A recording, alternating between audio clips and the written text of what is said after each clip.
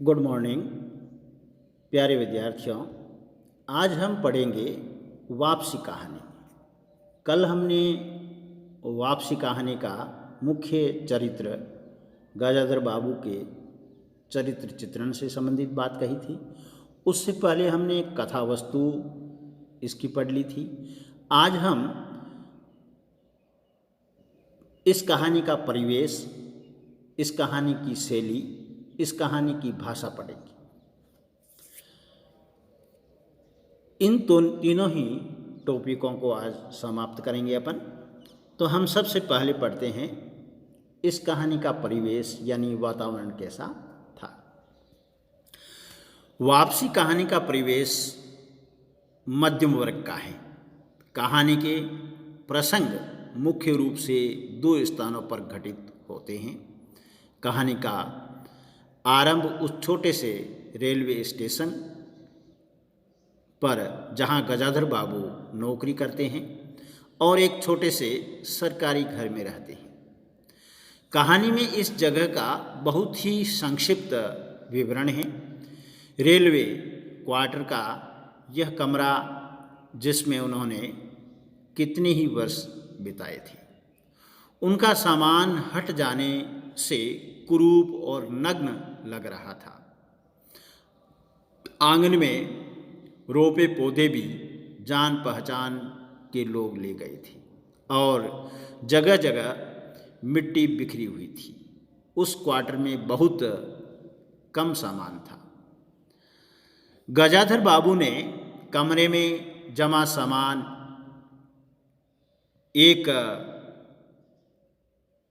कमरे में जमे सामान पर एक नज़र दौड़ाई तो उनको दिखा 2 बक्से, डोलची और बाल्टी।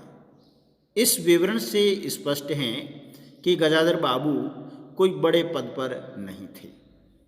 छोटी सी जगह पर रेलवे स्टेशन मास्टर शायद। अकेले रहने के कारण उन्हें ज़्यादा सामान की ज़रूरत भी नहीं थी। इस छोटे से स्टेशन की छोटी जगह संभवतः कोई छोटा मोटा कस्बा रहा होगा, लेकिन इस जगह का कोई खास विवरण कहानी में नहीं आता है। घर लौटने के बाद जब वे अपने अतीत के दिनों को याद करते हैं तब इस क्वार्टर और उससे जुड़े परिवेश का कुछ उल्लेख कहानी में किया गया है। जिस क्वार्टर का उल्लेख आरंभ में किया गया था वो बड़ा सा था और स्टेशन के पास ही सेठ रामजी मल की मिल थी, जिसमें काम करने वाले लोग कभी कभार उनके पास आकर बैठ जाते थे। लेकिन वह कस्बा कैसा था, कहानी में इसका कोई विवरण नहीं दिया गया। सेवानिवृत्त होने के बाद जब गजाधर बाबू अपने घर लौटते हैं तो पाते हैं कि पास के शहर में हैं। यानी जब रिटायर्ड होने के बाद घर जाते हैं तब वह पास के ही शहर में हैं। तब उस शहर का भी कोई विवरण नहीं कहानी में दिया गया। वह शहर हैं बस इतना ही उल्लेख किया गया है। कहानी का अधिकांश हिस्सा घर की 4 दीवारी में ही घटित होता है। उसका भी कोई वर्णन कहानी में नहीं।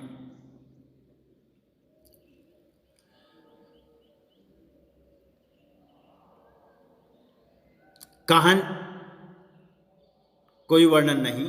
जिस शिला के घर का उल्लेख आता है उसका भी कोई वर्णन कहानी में नहीं है। यह जरूर है कि घर का विवरण किंचित विस्तार से किया गया था। यह प्रसंग गजाधर बाबू के रहने की व्यवस्था के संदर्भ में किया गया है। घर छोटा होने के कारण बैठक में ही अब अपना प्रबंध किया था। गजाधर बाबू के घर का विवरण है यहाँ पर।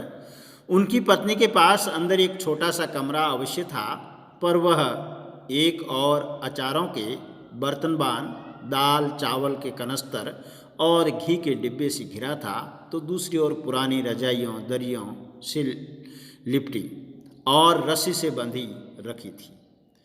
उसके पास एक बड़े से टीन के बक्स के कपड़े लापरवाही से पड़े रहते थे। वह भरसक उस कमरे में नहीं जाती थी। घर का दूसरा कमरा अमर और उसकी बहू के पास था। तीसरा कमरा जो सामने की ओर था बैठक था। गजाधर बाबू के आने से पहले उसमें अमर की ससुराल से आया बेंत की 3 कुर्सियों का सेट पड़ा था। कुर्सियों पर नीली गदियां और बहू के हाथों के कड़े कुशन थे। यही पूरी कहानी में घर का विवरण है और इसे बताने का उद्देश्य यह है कि गजाधर बाबू के लिए घर में कोई समुचित व्यवस्था नहीं है।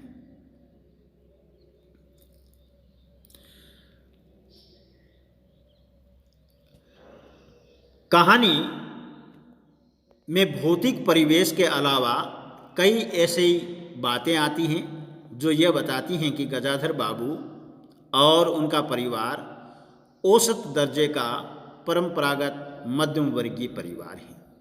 अचारों के बर्तनबान, चावल के कनस्तर, घी का डिब्बा, टीन के बक्स में रखे गर्म कपड़े, बेंत की कुर्सियाँ और इसी तरह का घरेलू सामान का उल्लेख इस तथ्य की ओर ही संकेत करता है। हालांकि उन्होंने घरेलू कामों के लिए नौकर भी रखा हुआ है। आपसी व्यवहार का रूप भी मध्यम वर्गीय भारतीय परिवार के अनुरूप हैं। गजाधर बाबू अपनी पत्नी और युवा बच्चों के व्यवहार से दुखी होकर घर छोड़कर चले जाते हैं, लेकिन ऐसा नहीं है कि बच्चे अपने पिता का अपमान करते हैं या उनके साथ दुर्व्यवहार करते हैं। पिता के प्रति नाराजगी भी वे सीधे नहीं बल्कि अपनी माँ के माध्यम से व्यक्त करते हैं। इसी तरह एक परंपरागत व्यवहार के अनुरूप औरतें घरेलू काम करती हैं और पुरुष बाहर नौकरी करते हैं। परिवार इतना आधुनिक भी नहीं हुआ है कि बहू अपने ससुर से सीधी बात करे या उसके सामने बैठी रहे, लेकिन परिवार में बदलाव हो रहा है। ये बदलाव बहुत धीमी गति से हो रहा है, फिर भी उसका चुभन गजाधर बाबू को महसूस होता है। ये चुभन ही कहीं न कहीं गजाधर बाबू को बुरी लगती हैं और वे घर छोड़कर चले जाते हैं। फिर देखिए, ये था उस कहानी का वातावरण यानी परिवेश।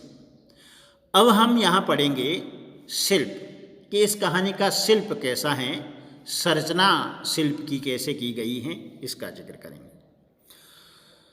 उषा प्रियवदा नई कहानी दौर की लेखिका है। नई कहानी लेखिकाओं में है ये, और उनकी वापसी कहानी इसी दौर के कथा शिल्प में लिखी गई है।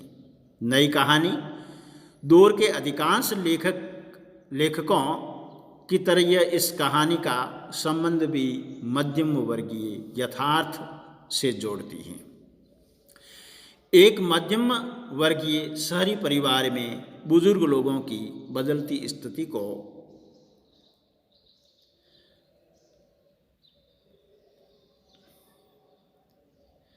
इस कहानी का विषय बनाया गया है। कहानी वर्णनात्मक शैली में लिखी गई है। गजाधर बाबू इस कहानी के केंद्रीय चरित्र हैं और पूरा घटनाक्रम उनके माध्यम से ही हमारे सामने आता है। कहानी में कोई अति नाटकीय प्रसंग नहीं है और न ही पात्रों को सफ़ेद और शाह के रूप में पेश किया गया है। एक मध्यम वर्गीय परिवार के घरेलू और यथार्थ प्रसंग ही एक एक कर हमारे सामने आते हैं। इस छोटी सी कहानी में कुछ भी गैर जरूरी रूप में चित्रित नहीं हुआ है। सभी प्रसंग कहानी के मुख्य कथ्य को पुष्ट करने के लिए ही रखे गए हैं, लेकिन इस रूप में कि पढ़ने वाले को कुछ भी बनावटी या गैर जरूरी न लगे। कहानी को यथार्थ शैली में लिखा गया है। कहानी धीरे धीरे विकसित होती है। रेलवे के स्टेशन मास्टर गजाधर बाबू सेवानिवृत्त होकर अपने घर जा रहे हैं। उनका छोटा सा परिवार शहर में रहता है, जहां उन्होंने एक घर बनवा रखा है। घर जाने की प्रसन्नता और उत्सुकता कहानी के पहले हिस्से में व्यक्त होती है। अपनी पत्नी के साथ गुजारे दिन उन्हें याद आते हैं, लेकिन हल्का सा अवसाद भी है। नौकरी में जो आदर और प्रेम मिला है, उसकी स्मृतियां उनके साथ हैं। कहानी का दूसरा और विस्तृत हिस्सा वह है जब वे अपने परिवार के साथ रहने लगते हैं। यही कहानी का मुख्य क्लेवर है। उन्हें उम्मीद थी कि जिस तरह अपने परिवार के साथ रहने की सुखद कल्पना उनके मन में है, वह उनके परिवार के सदस्यों को भी होगी, लेकिन ऐसा नहीं होता है। उनकी भावनाओं के विपरीत कार्य होता है। उनके विपरीत उन्हें घर में एक अवांछित अतिथि की तरह लिया जाता है। घर में उनके लिए कोई जगह नहीं है जहां वे सहज होकर रह सके। उनका घर में दखल देना या सबसे बड़े होने के कारण बच्चों को आदेश देने को पसंद नहीं किया जाता है। यहाँ तक कि पत्नी भी उनको बदली हुई सी लगती है। उन्हें महसूस होता है कि उनकी मौजूदगी घर के सहज माहौल में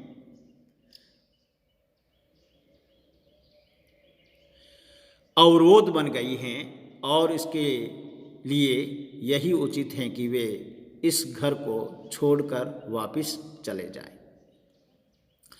छोटे छोटे प्रसंग कहानी में इसलिए लाए गए हैं ताकि गजाधर बाबू की बदलती मनस्थिति को समझा जा सके।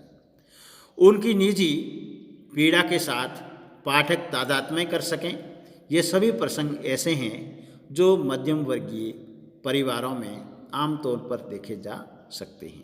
कहानी का पूरा ताना बाना सामान्य प्रसंग से ही बुना गया है, लेकिन पूरी कहानी की परिणति मध्यम वर्गीय परिवार में हो रहे बदलाव को बहुत ही तीखे और संवेदनशील रूप से उभारती है। इस कहानी के शिल्प की यही विशेषता है।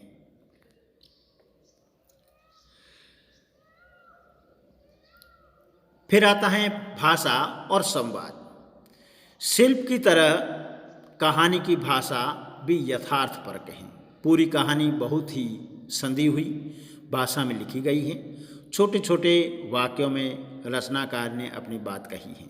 शब्दों का इस्तेमाल भी उतनी ही सावधानी से किया गया है। प्रत्येक बात को इस तरह कहा गया है कि उसके पीछे की भावना का भी पाठक को बोध हो जाए। कहानी की प्रारंभिक पंक्तियां ही इन विशेषताओं को प्रकट कर देती हैं। क्या कहता है? गजाधर बाबू ने कमरे में जमा सामान पर एक नज़र दौड़ाई। 2 बक्से, डोलची, बाल्टी। यह डिब्बा कैसा है गणेश जी? उन्होंने पूछा। गणेश जी बिस्तर बांधता हुआ कुछ गर्व, कुछ दुख, कुछ लज्जा से बोला, घरवाली के साथ को कुछ बेसन के लड्डू रख दिए हैं कि घरवाली ने आपके लिए बेसन के लड्डू रखे हैं। कहा बाबूजी को पसंद है। अब कहाँ हम गरीब लोग आपकी कुछ खातिर कर पाएंगे। घर जाने की खुशी में गजाधर बाबू ने एक विषाद का अनुभव किया, जैसे एक परिचित स्नेही आदरमय सहज संसार से उसका नाता टूट गया हो।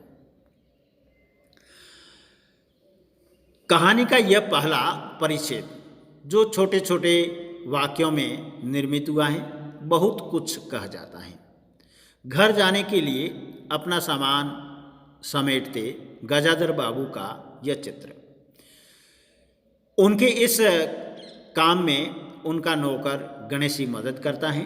गणेशी और गजाधर बाबू में संक्षिप्त सी बात होती है। एक डिब्बे को देखकर गजाधर बाबू अपनी जिज्ञासा प्रकट करते हैं। वह डिब्बा कैसा है गणेशी? गणेशी को बिस्तर बांधने में व्यस्त हैं। सूचित करता है कि उनकी घरवाली ने गजाधर बाबू के लिए बेसन के लड्डू भेजे हैं। इस उत्तर से पहले गणेशी की मानसिक प्रतिक्रिया को लेखिका ने इन शब्दों में व्यक्त किया है। कुछ गर्व, कुछ दुख, कुछ लज्जा से बोला। गणेशी में गर्व, दुख और लज्जा की मिलीजुली भावना को लेखिका ने व्याख्यायित नहीं किया है, लेकिन पाठक अंदाज़ा लगा सकता है कि गणेशी को इस बात का गर्व है कि उनकी पत्नी ने गजाधर बाबू के लिए बेसन के लड्डू भेजे हैं, क्योंकि वह जानता है कि बाबूजी को पसंद है। दुख इस बात का है कि इस बस इतना ही कर पाए हैं। यह बात गणेशी के अगले कथन से व्यक्त भी हुई है। अब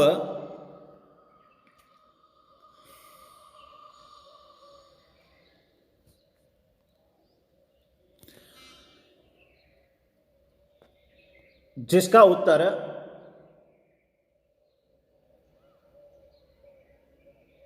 अब गजाधर बाबू जल्दी ही इस मन स्थिति से बाहर निकल आते हैं, क्योंकि 35 साल की नौकरी के बाद वे सेवानिवृत्त होकर घर जा रहे हैं। कहानी के अनुसार इन वर्षों में अधिकांश समय उन्होंने अकेले रहकर काटा था। उन अकेले क्षणों में उन्होंने इसी बात की कल्पना की थी कि जब वह अपने परिवार के साथ रह सकेंगे। पूरी कहानी उनकी इस मनोभावना का ही कंट्रास्ट निर्मित करती हैं। अपने परिवार के साथ रहने की सुखद कल्पना क्या फलीभूत हुई, यही प्रश्न है, जिसका उत्तर यह पूरी कहानी है। लेखिका ने कहानी में ही इस मूल प्रश्न को बहुत ही कुशलतापूर्वक रखा है। कहानी में स्थितियाँ और भावों को बहुत ही संयमित भाषा में रखा गया है। आरंभिक हिस्से में गणेशी की बेटी के विवाह का प्रसंग इसी तरह का है। गणेशी जब गजाधर बाबू के घर पहुंचते हैं और अपनी ही पत्नी और बच्चों से उन्हें अपेक्षित स्नेह और आदर नहीं मिलता, तो भाषा का रूप बदल जाता है। यहाँ स्थितियों के वर्णन में वैसी स्नेहिल तरलता नहीं है जैसी कहानी के आरंभिक हिस्से में दिखाई देती है। पत्नी आकर चौके में बैठ गई हैं। उन्होंने नाक भौं चढ़ाकर चारों ओर जूठे बर्तनों को देखा, फिर कहा, सारे में जूठे बर्तन पड़े हैं। इस घर में धर्म कर्म कुछ नहीं, पूजा करके सीधे चौक में घुसो। फिर उन्होंने नौकर को पुकारा। जब उत्तर न मिला तो एक बार और उच्च स्वर में फिर पति की ओर देखकर बोली, बहू ने भेजा होगा बाजार, और एक लंबी सांस लेकर चुप हो जाती है। यह अंश कहानी के आरंभिक अंश से कुछ या बिल्कुल ही भिन्न है। पत्नी का पूरा व्यवहार एक झगड़ालू सांस की तरह का है,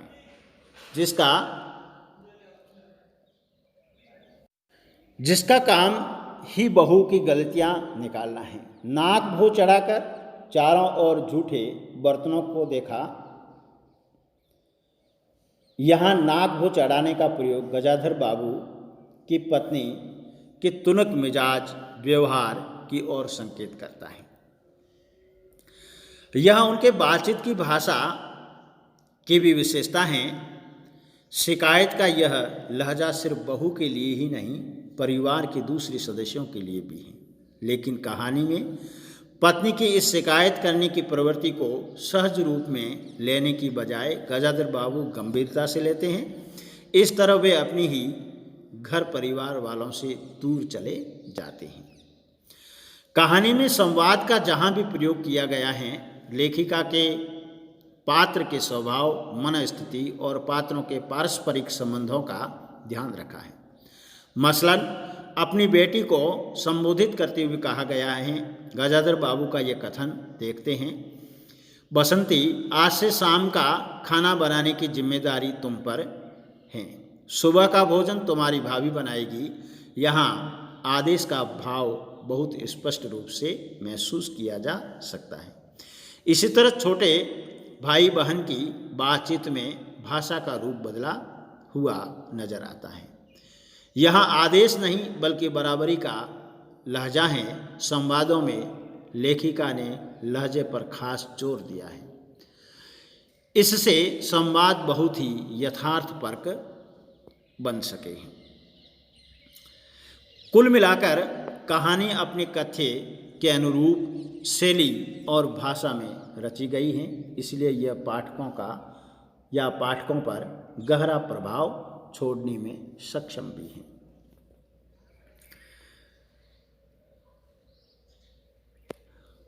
फिर निष्कर्ष मूल्यांकन के रूप में वापसी नई कहानी दौर की एक महत्वपूर्ण कहानी है। इस कहानी की रचयिता उषा प्रियवदा की संभवतः सबसे चर्चित कहानी है। कहानी एक सेवानिवृत्त व्यक्ति गजाधर बाबू को केंद्र में रखकर लिखी गई है। कभी अपनी रेलवे की 35 साल की नौकरी से रिटायर्ड होकर वे अपने घर आते हैं। अपनी बीवी और बच्चों के बीच बच्चे जो अब जवान हो गए हैं, बड़े बेटे और बड़ी बेटी की शादी हो गई है, छोटा बेटा और बेटी कॉलेज में पढ़ते हैं। उन्हें उम्मीद होती है कि उनका घर लौटना उनके लिए एक सुखद अनुभव होगा। उन्हें हमेशा हमेशा के लिए अकेलेपन से मुक्ति मिल सकेगी, लेकिन ऐसा नहीं होता। उनके अनुपस्थिति में उनकी पारिवारिक दुनिया बहुत बदल गई है। रिश्तों की जिस आंच को वे अभी भी अपने अंदर महसूस करते हैं, परिवार के अन्य सदस्य नहीं महसूस करते।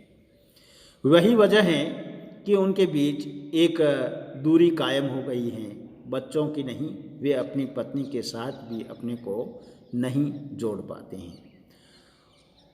उन्हें ऐसा महसूस होता है कि उनके लौटने की किसी को खुशी नहीं है, बल्कि वे घर में अवांछित मेहमान की तरह हैं। उनकी मौजूदगी ने उनके सहज जीवन को असहज बना दिया है। यह भावना उनमें इतनी बलवती हो जाती है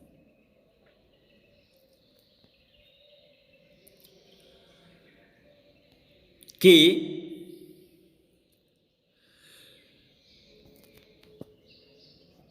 उसी जगह लौट जाते हैं, वापस जहाँ से रिटायर्ड होते हैं वहीं चले जाते हैं। कहानी का शीर्षक वापसी इसलिए रखा गया है। अपने ही घर परिवार में इस तरह दूर हो जाने का कारण क्या है, इस बारे में कहानी कुछ नहीं कहती। पाठक को ही कहानी पढ़कर ये समझना होता है कि गजाधर बाबू और उनके परिवार के बीच कायम दूरी का क्या कारण है। इसके लिए कौन दोषी हैं, क्या दोष उन परिस्थितियों का है जिनके बीच सभी पात्र जीते हैं, या उन नए जीवन मूल्यों का जिसे न समझ पाने के कारण गजाधर बाबू अपने को परिवार के साथ जोड़ नहीं पाते हैं। गजाधर बाबू और उनकी पत्नी में मूल्यगत भेद नहीं है। दोनों ही बच्चों के व्यवहार को उचित नहीं मानते हैं, लेकिन पत्नी अपनी असंतुष्टि को अपनी घबराहट और पति से शिकायत के पीछे छुपा लेती है। बच्चों से टकराने से बचती हैं, लेकिन गजाधर बाबू को जो उचित नहीं लगता उसे स्वीकार नहीं कर पाते और बच्चों को टोकते हैं, उनकी आलोचना करते हैं और उन्हें क्या करना चाहिए क्या नहीं करना चाहिए यह बताते हैं। इस तरह गजाधर बाबू की जिंदगी बच्चों के सहज जीवन में अवरोध बन जाती है। इसलिए वे अपनी माँ से अपने पिता की आलोचना करते हैं। माँ को इस टकराहट में घर की शांति भंग हो जाने का अंदेशा महसूस होता है। यही वजह है कि बच्चों की आलोचना करते हुए भी वह इस बात का समर्थन नहीं करती कि गजाधर बाबू बच्चों के जीवन में दखलंदाजी करें। घर से दूर रहने के कारण गजाधर बाबू यह नहीं सोच पाते हैं कि दुनिया बहुत बदल गई है। लड़कियों की प्राथमिकता अब चूल्हा चौकी नहीं बल्कि पढ़ना लिखना है। इसी तरह बेटे बहू भी घर परिवार में स्वतंत्रता और समानता दोनों चाहते हैं। उन्हें यह पसंद नहीं कि उनकी निजी दुनिया में कोई दखल दें, भले ही वह पिता ही क्यों न हो। यदि गजाधर बाबू इस बात को समझ पाते तो उन्हें बच्चों के व्यवहार से न तो आघात लगता, न ही अपने को इतना अकेला महसूस करते। कहानी की सीमा यह है कि गजाधर बाबू के नज़रिए को तो सहानुभूति के साथ प्रस्तुत करती है, लेकिन दूसरे दृष्टिकोण को समझने का प्रयत्न उसमें नहीं है। दोनों को गजाधर बाबू और परिवार के से सदस्य अपनी अपनी आत्मगत दुनिया में बांध दिया गया है। उनके बीच गजाधर बाबू की पत्नी पुल बन जाती हैं, लेकिन गजाधर बाबू अपनी पत्नी से भी संवाद कायम करने में नाकामयाब रहते हैं। फिर भी कहानी एक समृद्ध या एक वृद्ध व्यक्ति के अकेलेपन, अपने ही घर परिवार से अलगाव, उसकी आंतरिक पीड़ा को व्यक्त करने में कामयाब है। पाठक गजाधर बाबू के साथ तादात्म्य स्थापित कर पाते हैं। कहानी पाठकों पर गहरा प्रभाव छोड़ती है। प्यारे विद्यार्थियों, आज हमने इस कहानी को कहानी के तत्वों के आधार पर विवेचन कर लिया है। भले ही इसके भाग 3 रहे हो, लेकिन हमने इसको विवेचित कर लिया है। आपको मेरा ये विवेचन कैसा लगा? आप हमारे YouTube चैनल को सब्सक्राइब कीजिए, लाइक कीजिए और शेयर कीजिए। धन्यवाद।